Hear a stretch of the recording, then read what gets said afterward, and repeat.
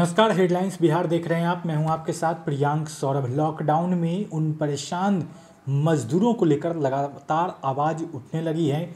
जो लोग बिहार से बाहर हैं वो काफ़ी परेशान हैं। ऐसे में उनके समर्थन में विपक्ष के नेता हो चाहे सरकार पक्ष के नेता हो, तमाम नेता आगे आ रहे हैं, लेकिन वो वापस नहीं आ पा रहे हैं बिहार। इसको लेकर भी कई नेताओं ने सवाल खड़े किए हैं।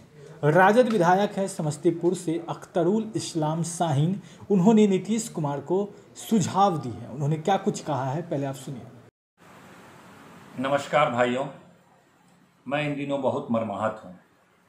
मैं कल मुख्यमंत्री जी को पत्र लिखा है।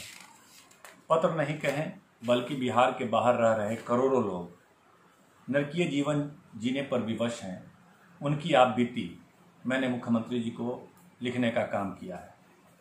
बहुत ऐसे दिहाड़ी मजदूर जो भूख मर रहे हैं, ना ही उनके पास पैसा है ना ही राशन है। मकान मालिक घर से निकाले जा रहे हैं। फैक्ट्री मालिक के द्वारा ना ही उनको अनाज दिया जा रहा है ना ही उनको किसी तरह की अग्रिम राशि दी जा रही है। मतलब फैक्ट्री मालिकों के द्वारा भी उनके साथ गलत व्यवहार किया जा रहा है। बिहार से बाहर ऐसे लाखों लोग हैं जिन्होंने कई कठिनाइयों का सामना करने पर विवश हैं लोग और भुखमरी के शिकार हैं। और मुझे लगता है कि खासकर जो दिहाड़ी मजदूर जो करोड़ों की तादाद में रह रहे हैं दूसरे राज्यों में और अप्रवासी बिहारी, उनकी जीवन बहुत ही नरकीय है। उन लोगों का मानना है कि वो कोरोना से बाद में मरेंगे लेकिन भुखमरी से पहले मर जाएंगे। बहुत दयनीय स्थिति लोगों की है। मुझे लगभग हज़ारों लोगों ने फ़ोन पर कांटेक्ट करने का कोशिश किया और मुझे फेसबुक पर हज़ारों लोगों ने मुझसे अपना दुखड़ा सुनाने का काम किया है। आप चाहें तो मेरे फेसबुक पेज पर आप देख सकते हैं कि कम से कम 4-5 हज़ार लोगों ने मुझे कमेंट करके यह बताया है कि हम लोग मर जाएंगे, हमारे पास कोई खाद्यान्न नहीं है, कोई पैसा नहीं है, सब कुछ समाप्त हो गया है। ऐसी स्थिति में मैंने मुख्यमंत्री जी को पत्र लिखा है। उनकी दुख को, उनकी परेशानी को मैंने बताने का कोशिश किया है, उनके समाधान के लिए उनसे मांग किया है। हम लगातार देख रहे हैं कि मुख्यमंत्री जी और माननीय प्रधानमंत्री जी प्रेस कॉन्फ्रेंस करके तरह तरह की बातें बोल रहे हैं, लेकिन जो अप्रवासी बिहारी फंसे हुए हैं उनके उस नरकीय जीवन से निकालने की कोई भी कोशिश नहीं की जा रही है। अभी मुख्यमंत्री जी का भी मैंने बयान देखा था और अभी उप मुख्यमंत्री जी सुशील मोदी जी का भी मैंने बयान देखा। वह लोग कह रहे हैं कि बिहार से बाहर रहने वाले तमाम लोग जो करोड़ों की संख्या में हैं उनको बिहार नहीं लाया जाएगा। मुझे लगता है कि यह सरकार का कदम उचित नहीं है। यह हमारे बिहार की जनता जो बाहर रह रहे हैं उनके साथ अन्याय है। मुझे लगता है कि यह बहुत खतरनाक स्थिति से हमारे लोग गुजर रहे हैं और कोई बड़ी घटना उन लोगों के साथ हो सकती है। बहुत बड़ा हादसा उन लोगों के साथ हो सकता है। इसीलिए तेजस्वी यादव ने भी हमने देखा है कि लगातार तेजस्वी यादव जो लोग बाहर फंसे हैं उनसे भी उन लोगों ने कांटेक्ट करने का काम किया और उनको बड़े पैमाने पर वो मदद करने की कोशिश कर रहे हैं। हमसे भी जो बन पड़ा है, हमसे जिन लोगों ने संपर्क किया है, जो मेरी क्षमता है उसको हम लोग मदद कर रहे हैं। लेकिन मैंने मुख्यमंत्री जी को पत्र लिखकर कुछ सुझाव दिया है।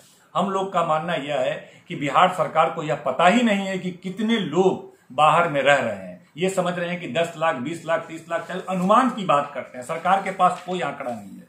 जबकि हमने सुझाव दिया है कि आप अपने बिहार के पंचायत स्तर पे आपके कर्मचारी काम कर रहे हैं, आप सर्वे करा लीजिए आप पूरे बिहार के प्रत्येक पंचायत से, प्रत्येक घर से कि कितने लोग उनके बाहर किस शहर किस जगह पे रह रहे हैं, ताकि आप उनको लाभ पहुंचा सकें। आप जो लाभ देने की बात 1000 की कर रहे थे, वह लाभ 5% लोगों को भी नहीं पहुंच पाया है। शायद 1 से 2% लोगों को ही पहुंच पाया है। आज भी 95 से 98% लोग आपकी इस योजना से जो सहायता 1000 की देने की बात आप करते हैं या मुख्यमंत्री जी कर रहे हैं, उससे वह वंचित हैं। इसीलिए सरकार को चाहिए कि पुनः सर्वे पूरे बिहार में कराए, किस परिवार के लोग किस शहर में किस इलाके में रह रहे हैं और उनका संपर्क नंबर क्या है, उनसे संपर्क साध करके उनको मदद कीजिए। वहाँ पे अनपढ़ लोगों की संख्या भी बहुत है जो ऑनलाइन ऐप्स वगैरह का यूटिलाइज करना नहीं जानते हैं।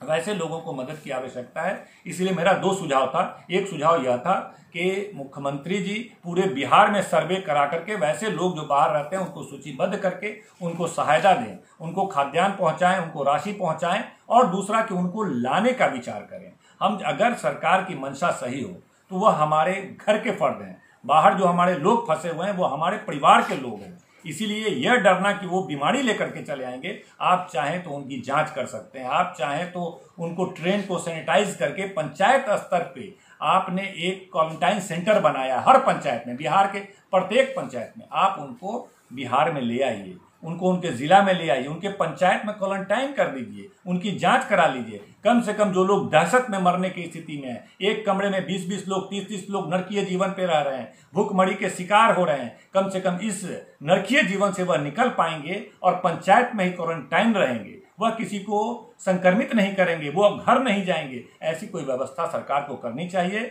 हम लोग लगातार, हमारी पार्टी कोशिश कर रही है कि मुख्यमंत्री जी से, सरकार से अपने सुझाव से सहमत कराएं और बाहर जो लोग नरकीय जीवन जी रहे हैं उनको किस तरह से सहायता दे, इसके लिए हमारा प्रयास जारी है।